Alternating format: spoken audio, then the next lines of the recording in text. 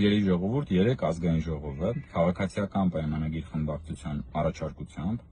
փոփոխություններ մտցրեց եկամուտների հայտարարման համակարգում։ Պարզ ասած, դրանք հետևյալներն են։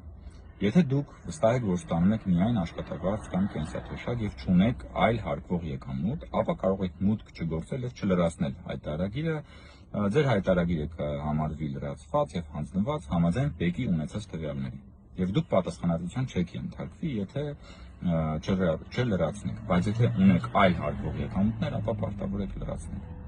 Երկրորդը, սոցիալական կրեդիտներից օգտվելու համար այնուամենայնիվ դուք պետք է մուտք գործեք համակարգ եւ թեկուզ որևէ փոփոխություն չանելով արդեն ՊԵԿ-ի հանձնած տվյալները հաստատել։ Երրորդ, ընտանիքի անդամների միջև փոխանցումները անկախ գումարի չափից հայտարարման ենթակա չեն, ոչ էլ հարկման ենթակա են, այսինքն քույր եղբայր, ամուսիններ, ծնողներից երեխաներին, տատիկ-պապիկներից երեխաներին, դրանք հայտարարման ենթակա չեն։